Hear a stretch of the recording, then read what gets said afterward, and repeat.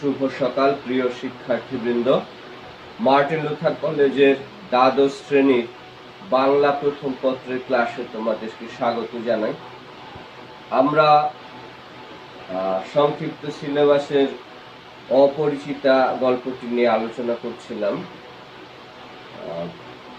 কল্যাণীর সাথে কানপুরের যে পাত্রী বিয়ে ঠিক হয়েছিল, অনুপমের সাথে কানপুরের এই পাত্রী কল্যাণীর বিয়ে ঠিক হয়েছিল। তার বাবা পেশায় একজন চিকিৎসক। এক সময় কলকাতার অধিবাসী ছিলেন তারা।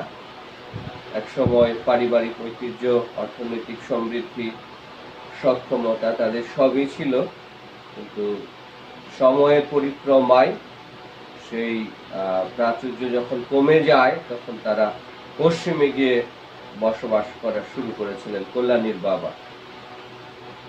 তো তার একমাত্র মেয়ে কল্যাণী বাবার কাছে যে মানুষ হয়েছে, সে কল্যাণীর সাথেই হরিশের ঘটকালিতে বিয়ে ঠিক হয়েছিল।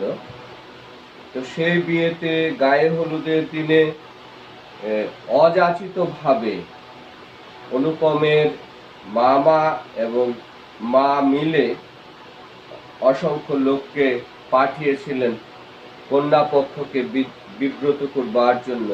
পরের দিন বিয়েতেও অনেক রকম বাদ্যবাজনা নিয়ে সেই যুদ্ধের ভঙ্গিতে তারা গিয়েছিলেন বিয়ের বাড়িতে। বিয়ে বাড়ির সামগ্রিক আয়োজন দেখে অনুপমের মামার মনে হচ্ছিল যে নিতান্ত মাঝারি মানের আয়োজন।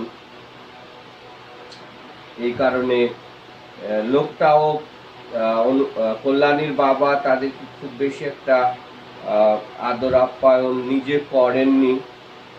এই সমস্ত কারণে তিনি খুশি হননি। এই কাজটি তার এক উকিল বন্ধু করেছিলেন।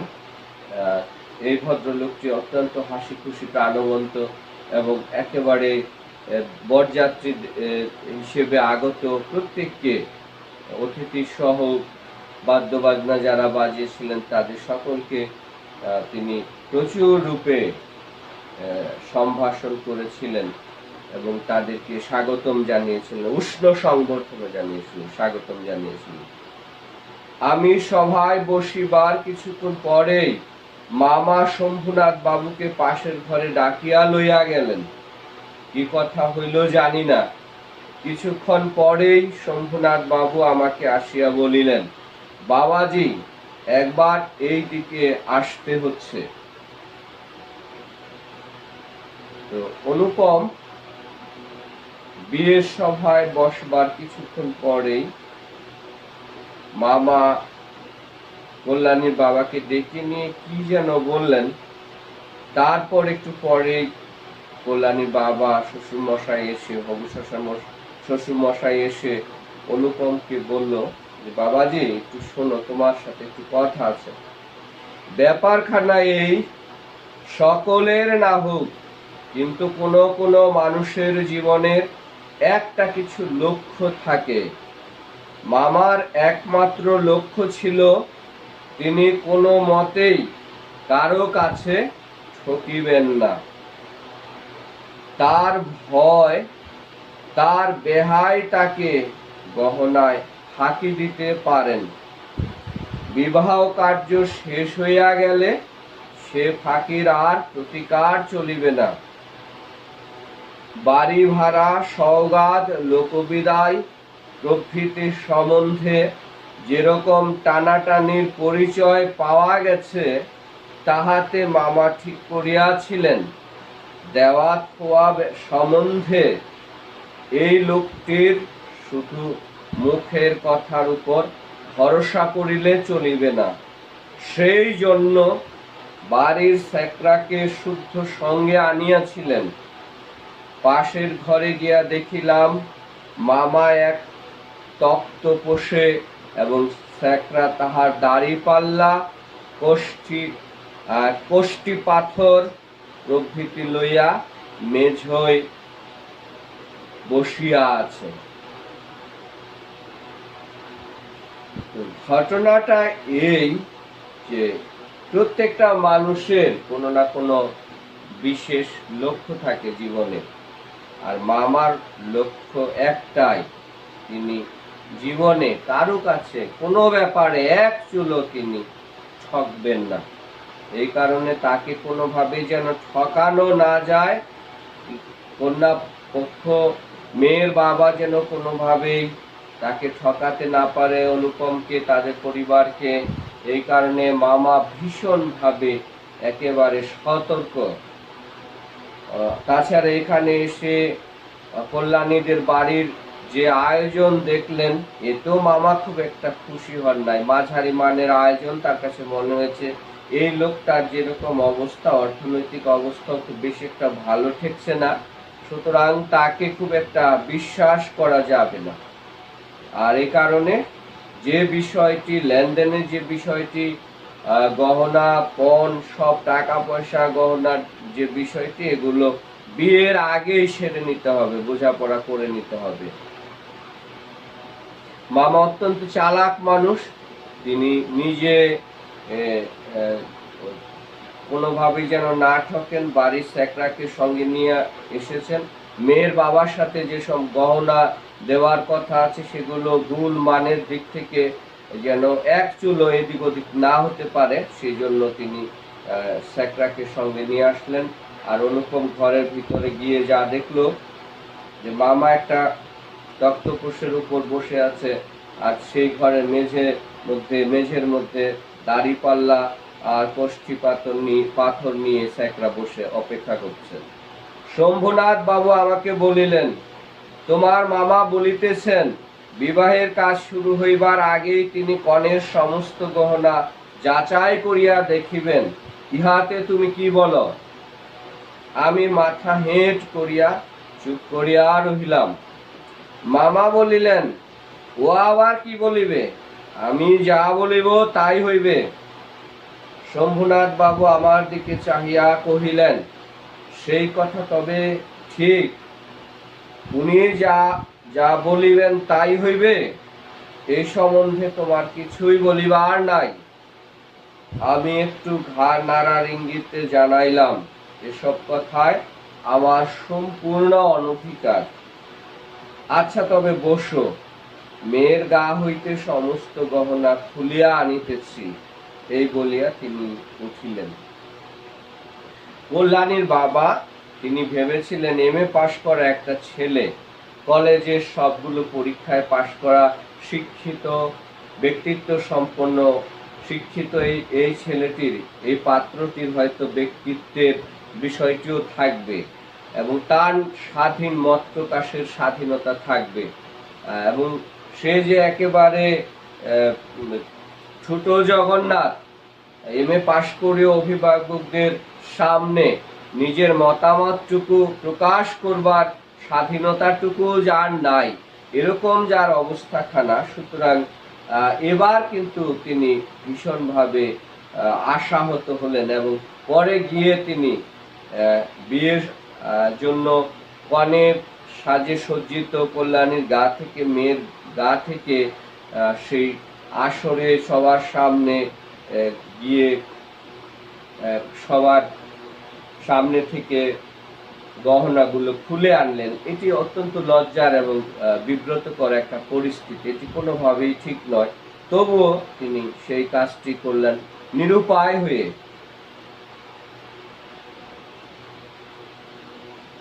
মামা বলিলেন, অনুপম এখানে কি করিবে? ও সভায় গিয়ে বসুক।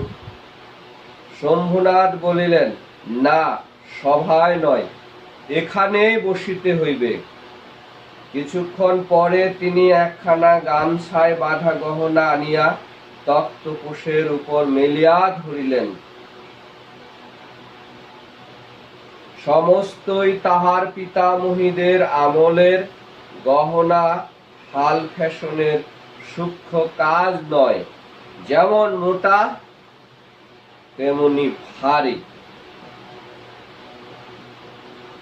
কিছুক্ষণ পরে কল্যাণীর বাবা একটা গামছায় বেঁধে গহনাগুলো নিয়ে আসলেন, আর গহনাগুলো দেখেই বোঝা যাচ্ছে যে এগুলো সব গহনাগুলোই তার পূর্বপুরুষদের পাপ থেকে প্রাপ্ত, এবং এগুলোর মধ্যে যদিও আধুনিক যুগের বর্তমান সময়ের গহনার যে ডিজাইন থাকে সেরকম সুদৃশ্য ডিজাইন হয়তো সেগুলোর মধ্যে নাই, কারুকার্য নাই, সূক্ষ্ম কাজ নাই, তবুও এই গহনাগুলো যেরকম মোটা তেমনি ওজনও অত্যন্ত অনেক বেশি ভারী। এগুলা যে খাঁটি স্বর্ণের সেটি নিয়ে কোনরূপ সন্দেহ নেই। স্যাকরা গহনা হাতে তুলিয়া লইয়া বলিল, এ আর দেখিব কি, ইহাতে খাদ নাই, এমন সোনা এখনকার দিনে ব্যবহারই হয় না। এই বলিয়া সে মকর মুখ মোটা একখানা বালায় চাপ দিয়া দেখাইল তাহা বাকিয়া যায়। মামা তখনই নোট বইয়ে গহনাগুলির ফর্দ টুকিয়া লইলেন, পাছে যাহা দেখানো হইল তাহার কোনোটা কম পড়ে। হিসাব করিয়া দেখিলেন গহনা যে পরিমাণে দিবার কথা এগুলি সংখ্যায়, দরে এবং হারে তার অনেক বেশি। মামা খুব চালাক মানুষ, চতুর মানুষ। তিনি আরো একটি কাজ করলেন, তিনি সঙ্গে একটা নোট বই ডায়েরি নিয়ে এসেছিলেন।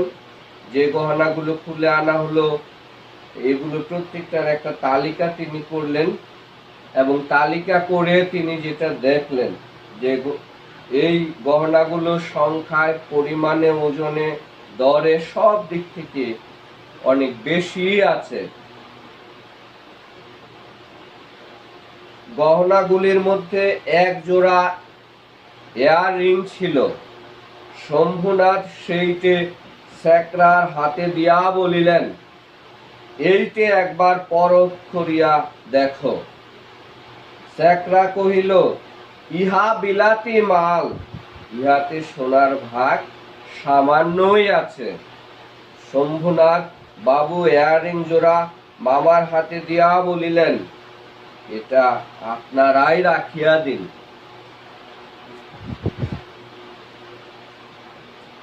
মামা সেটা হাতে লইয়া দেখিলেন এই ইয়ারিং দিয়াই কন্যাকে তাহারা আশীর্বাদ করিয়াছিলেন। মামার মুখ লাল হইয়া গেল। দরিদ্র তাহাকে ঠকাইতে চাহিবে, কিন্তু তিনি ঠকিবেন না, এই আনন্দ সম্ভোগ হইতে বঞ্চিত হইলেন এবং তাহার উপরেও কিছু উপরি পাওনা জুটিল।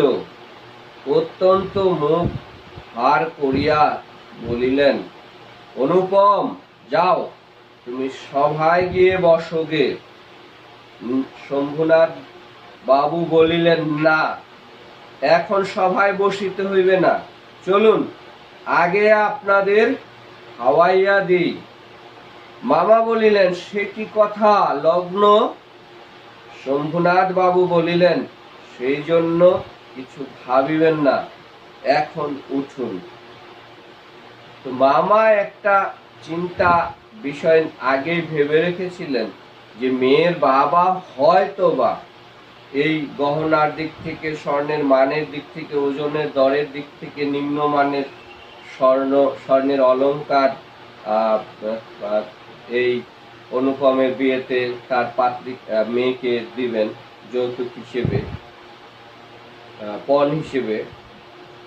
কিন্তু সেই উল্টো ঘটনাটি ঘটলো, বরং উল্টো মামা নিজেই ফেসে গেলেন।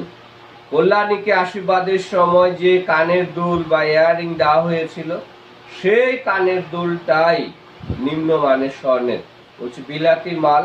স্যাকরা বলল, এতে স্বর্ণের পরিমাণ সামান্যই আছে, খাদি বেশি, পিতলের পরিমাণটাই বেশি। মামা এবার অনুপমকে বললেন, ঠিক আছে, যাও, এবার তুমি বিয়ের সভায় গিয়ে বসো, বিয়ের কার্যক্রম শুরু হবে। কিন্তু শম্ভুনাথ বাবু অনুপমকে বাধা দিলেন, বললেন, না, এখন বসতে হবে না, সবাই গিয়ে একটা কাজ করেন, আপনাদের সবাইকে আমি আগে খাইয়ে দিতে চাই, তারপরে বিয়ে হবে। লগ্ন নিয়ে ভাবনার এত খুব বেশি কিছু নেই। লোকটি নেহাত ভালো মানুষ ধরনের, কিন্তু ভিতরে বেশ একটু জোর আছে বলিয়া বোধ হইল। মামাকে উঠিতে হইল। বরযাত্রীদেরও আহার হইয়া গেল। আয়োজনের আড়ম্বর ছিল না, কিন্তু রান্না ভালো এবং সমস্ত বেশ পরিষ্কার পরিচ্ছন্ন বলিয়া সকলেরই তৃপ্তি হইল। যদিও কল্যাণীর বাবা সাদাসিধে ভালো মানুষ দেখতে, তবুও তার মধ্যে, তার ব্যক্তিত্বের মধ্যে আলাদা একটা শক্তি ছিল, জোর ছিল। আর এই কারণেই মামা বাধ্য হয়ে বরযাত্রীদের নিয়ে গিয়ে খাবার টেবিলে চলে গেলেন, খাওয়া দাওয়া করলেন। এবং খাওয়া দাওয়ার মধ্যে যদিও আয়োজনের মধ্যে অনেক বাড়াবাড়ি আড়ম্বর ছিল না, কিন্তু যেটুকুই ছিল সেই রান্নাগুলো, সেগুলো ভালো রান্না এবং পরিষ্কার পরিচ্ছন্ন। আর সকলেই একেবারে পেট পুরে তৃপ্তি ভরেই সেগুলো খেল। বরযাত্রীদের খাওয়া শেষ হইলে শম্ভুনাথ বাবু আমাকে খাইতে বলিলেন। মামা বলিলেন, সে কি কথা, বিবাহের পূর্বেই বর খাইবে কেমন করিয়া? এই সম্বন্ধে মামার কোনো মত প্রকাশকে তিনি সম্পূর্ণ উপেক্ষা করিয়া আমার দিকে চাহিয়া বলিলেন, তুমি কি বলো, বসিয়া যাইতে দোষ কিছু আছে? মূর্তিমতী মাতৃ আজ্ঞা স্বরূপে মামা উপস্থিত, তাহার বিরুদ্ধে চলা আমার পক্ষে অসম্ভব। আমি আহারে বসিতে পারিলাম না।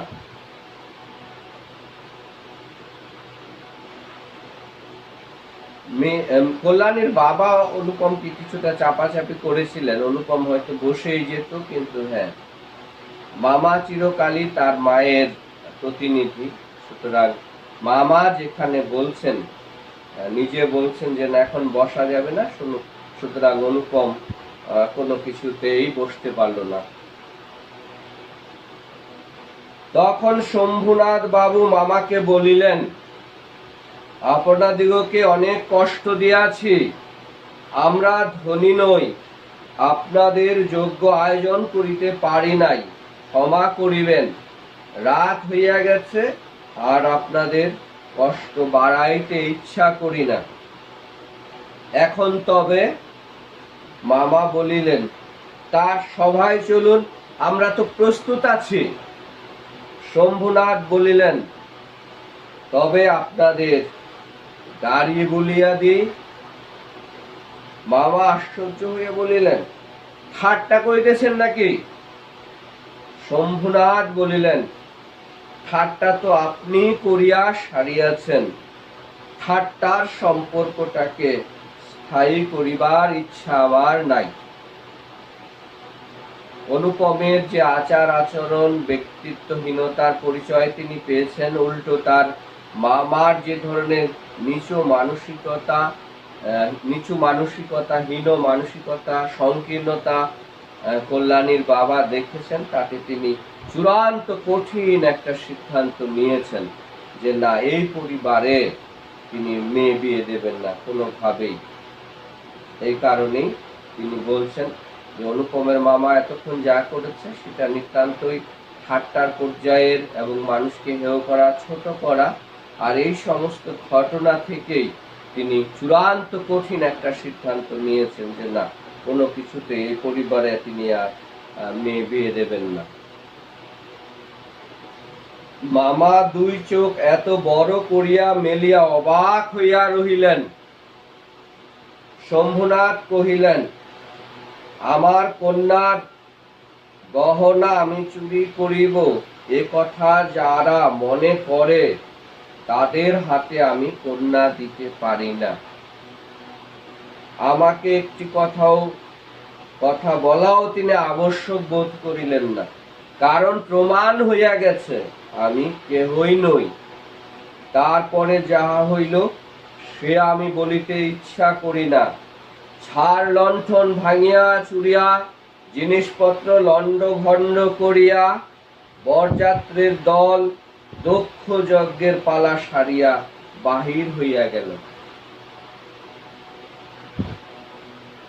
অনুপম তার মামার যে হীন মানসিকতা যিনি মনে করেছিলেন যে অনুপমের বাবা তার মেয়েকে ঠকাবেন, মেয়ের গহনার পরিমাণে, ওজনে, মানের দিক থেকে, দামের দিক থেকে কম দিবেন, অর্থাৎ বাবা হয়ে মেয়েকে তিনি ঠকাবেন, এরকম ঠকাতে পারেন, এরকম চিন্তা যাদের মধ্যে, এরকম নিচু মানসিকতা যাদের মধ্যে, সেই পরিবারে মেয়ে বিয়ে দেওয়ার জন্য কোনোভাবেই তিনি রাজি হলেন না এবং মেয়ের আশু ভবিষ্যৎ নিয়ে তিনি শঙ্কিত ছিলেন এবং অনুপমের ব্যক্তিত্বহীনতার কারণে তিনি আর সাহস করলেন না। এরপরে এই বরযাত্রীর দল যে ঘটনাটি, যে কাণ্ডটি করলো, সেটি খুবই লজ্জার। এই কথা বলাই যায় না, লজ্জিত হতে হয় তাদের এই নিচু কার্যক্রমের জন্য। তারা মেয়ের বাড়িতে এক ধরনের দক্ষ যজ্ঞের পালা, শিব যেরকম দক্ষের যজ্ঞ ভাঙচুর করেছিলেন, সতী যখন মারা গিয়েছিল, তার বাবা যখন শিবকে অপমান করেছিলেন সেই ঘটনায়, এরপর শিব যখন সেখানে চড়াও হয়েছিলেন প্রলয় নৃত্যে, সব কিছু ধ্বংস করে দিয়েছিলেন। এই বরযাত্রীর দল যেন এরকম একটা ভাঙচুরের কাণ্ড করলো। মেয়ে পরিবারে ডেকোরেশনের যে সমস্ত জিনিসপত্র সহ বিয়ের যে সমস্ত জিনিস সাজানো হয়েছিল, সৌন্দর্য বর্ধন করা হয়েছিল, সব কিছু ভেঙে চুরে চুরমার করে দিয়ে এই বরযাত্রীর দল সেই বাড়ি থেকে বিদায় নিয়েছিল। অত্যন্ত দুঃখের, লজ্জার এবং বেদনা। বাড়ি ফিরিবার সময় ব্যান্ড, রসন চৌকি ও কনসার্ট একসঙ্গে বাজিল না এবং অভ্রের ঝাড়গুলো আকাশের তারার উপর আপনাদের কর্তব্যের বরাত দিয়া কোথায় যে মহানির্বাণ লাভ করিল সন্ধান পাওয়া গেল না। মেয়ে বাড়িতে যে আলোকসজ্জা করা হয়েছিল, সেই আলোকসজ্জাগুলো বিনষ্ট করা হয়েছে, চূর্ণ বিচূর্ণ করা হয়েছে, ভেঙে ফেলা হয়েছে। আর যে সমস্ত বাদ্য বাজনা নিয়ে যাওয়া হয়েছিল, জোগাড় করা হয়েছিল, সেগুলো আর বাজানো হলো না। অনেকটা নিঃশব্দে এই বরযাত্রীর দল ফিরে আসলো। তো আজকে আমরা এই পর্যন্ত আলোচনা করলাম। তোমরা বাসায় গল্পটি আবার পড়বে এবং আমার আলোচনার সাথে তোমরা যুক্ত করে নেবে। তোমাদের অর্জিত জ্ঞান, নিয়মিত পড়াশোনা করবে। সরকারি যে সমস্ত নির্দেশনা এখন পর্যন্ত আছে, যা বোঝা যাচ্ছে, এখনো পর্যন্ত হয়তো ক্লাস পরিস্থিতি ভালো হলে খুলে দেওয়া হবে, পরীক্ষা নেওয়া হবে। সুতরাং তোমরা কোনো কিছু অবহেলা করবে না, গাফিলতি করবে না। পরীক্ষার জন্য তোমরা অবশ্যই একটা প্রস্তুতি রাখবে। তোমাদের সবাইকে অনেক শুভেচ্ছা এবং ধন্যবাদ জানিয়ে আজকের ক্লাস এখানে শেষ করছি।